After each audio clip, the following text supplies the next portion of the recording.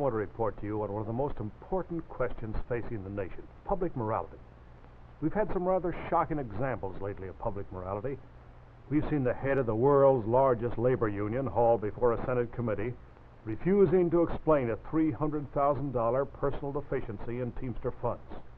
Perhaps more important, we've seen the report of the Fidelity and Deposit Company of Baltimore, which insures business firms, showing that theft by businessmen has increased 400% in the last 10 years. $2 million stolen from business by businessmen every working day in the year, a total of $500 million a year. Rather a sad reflection on our present morality. We've also seen our crime rate increase to alarming proportions, with the FBI reporting a recent 14% increase in crime. This is not a happy state of affairs, and the time to worry about it is now.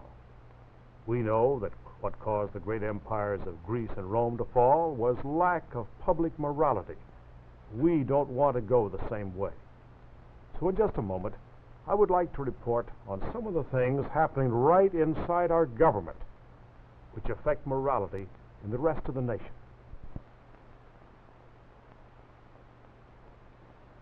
I think we all agree that when morality sags at the top, then morality sags at the bottom.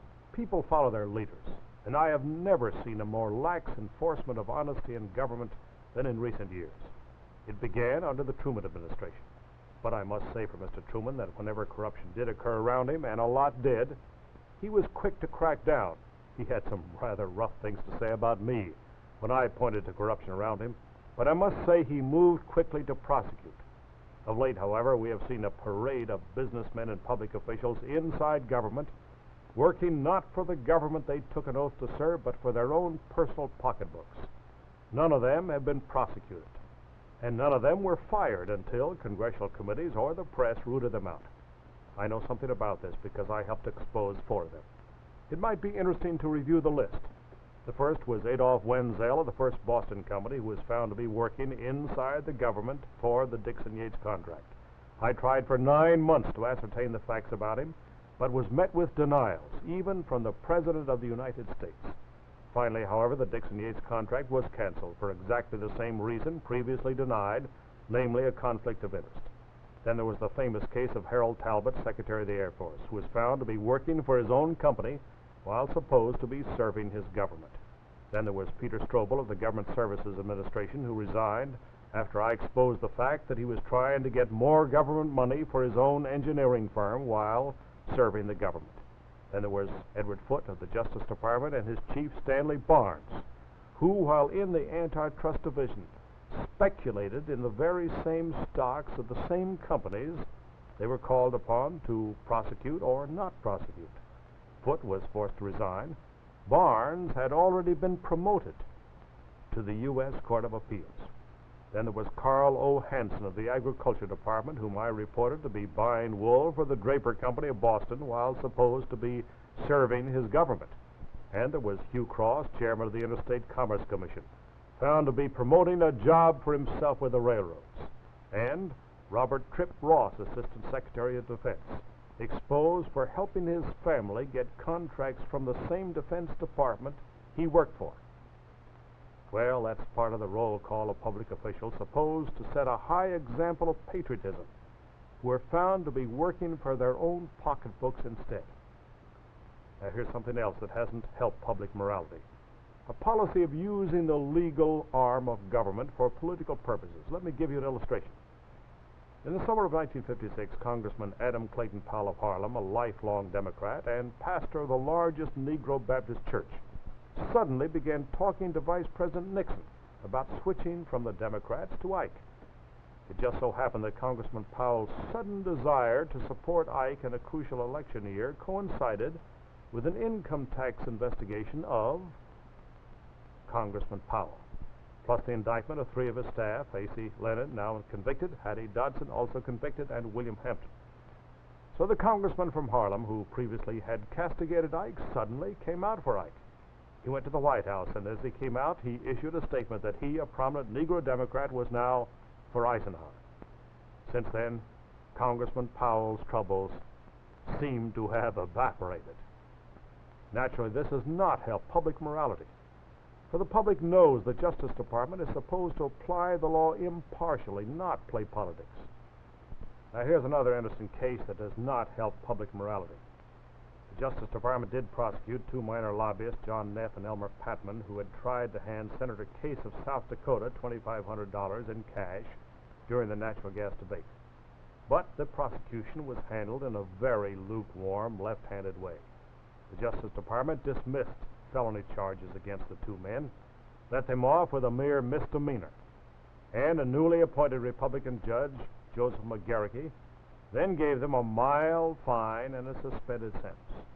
Yet these two men had tried to bribe a United States senator. Much more important, the man at the top, the man who had put up the money for that bribe, Howard Keck, head of Superior Oil, was not prosecuted. He would seem to be more to blame than his two agents. However, he had also contributed a check for $5,000, twice as much, to the Eisenhower Dinner Committee. Here is the check. It's dated January 10, right in the middle of the natural gas debate. This check was never returned by the Eisenhower Committee. It was cashed. And nothing ever happened to Keck. Naturally, this has had quite an effect on public morality. I'll report more on government morality at the very top in just a minute.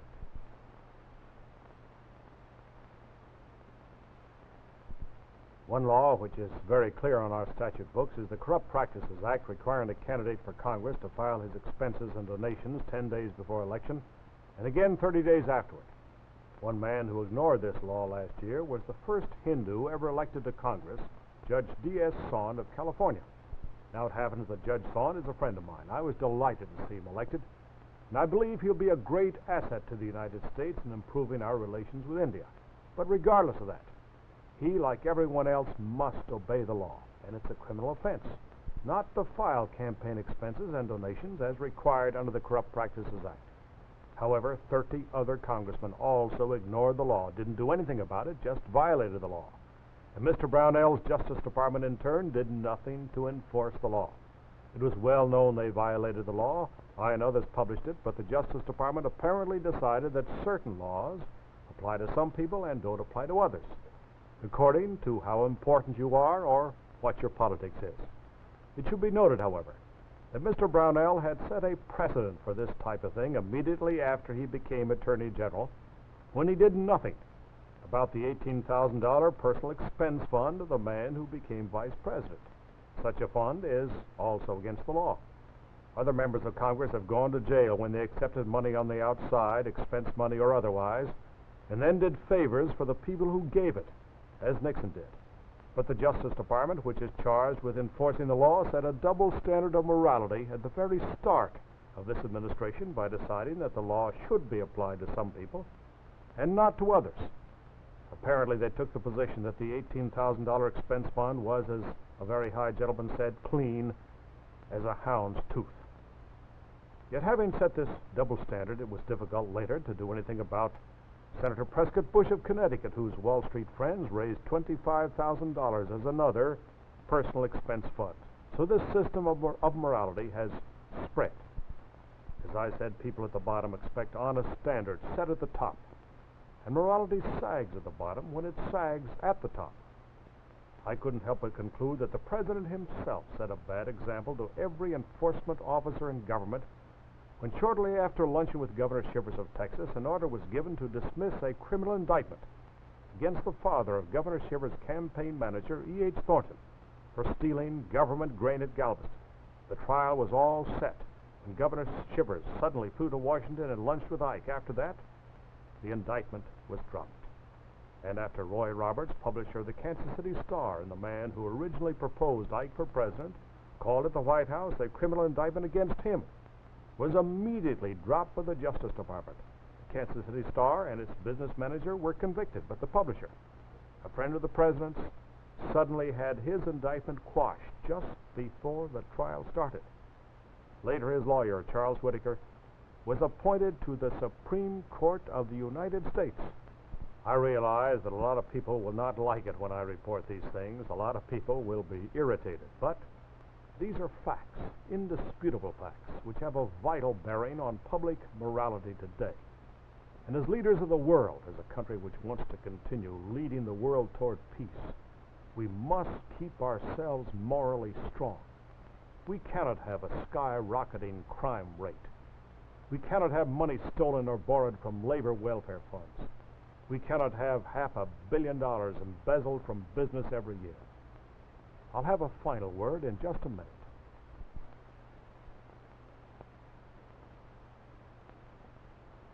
Now, in future telecasts, I want to interview some of the important church leaders of our nation to see if they can help give the answer as to why our public morality is sagged and what we can do to keep the United States of America morally honest and strong.